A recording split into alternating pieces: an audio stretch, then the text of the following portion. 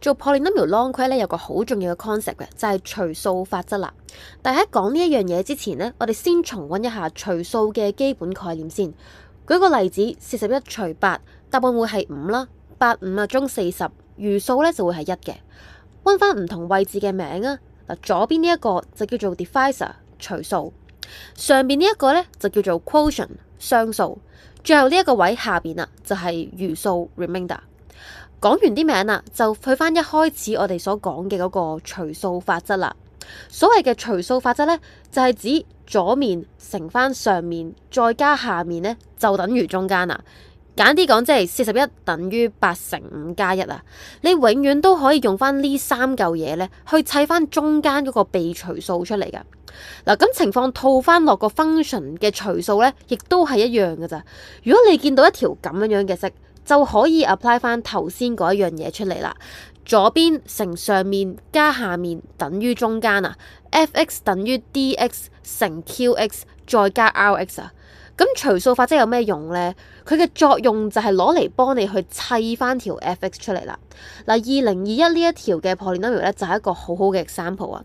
你見佢咧講咗 p(x) 除一嚿嘢。quotient 就係呢個 remainder 就係呢個，咁正正咪就係俾晒呢三嚿嘢你咯，所以咧你就可以用翻頭先嗰條式去幫你砌翻個 f(x) 出嚟啦。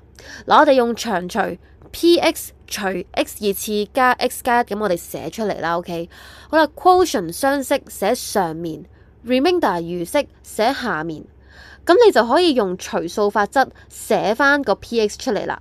左邊乘上面加下面等於中間啊嘛，係咪？咁 p(x) 就會等於 x2次加 x 加1乘 2x2次減37加 cx 加 c 減1啦。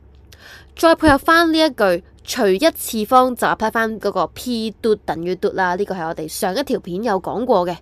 咁啊 p(x) 可以被 x 減5整除，所以就 p5等於0啊嘛，係咪？將個 x 代做5等於0。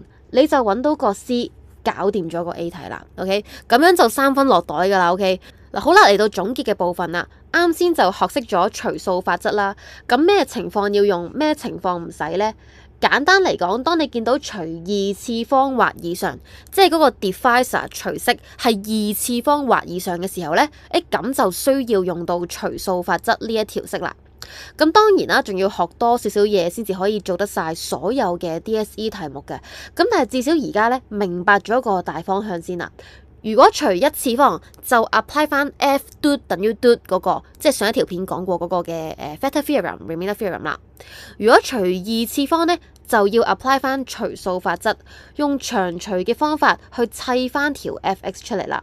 f(x) 等於左邊乘上面再加下面。OK， 咁啊，掌握到呢兩個重點咧，基本上就做到晒 long quest 嘅大部分 A 題噶啦。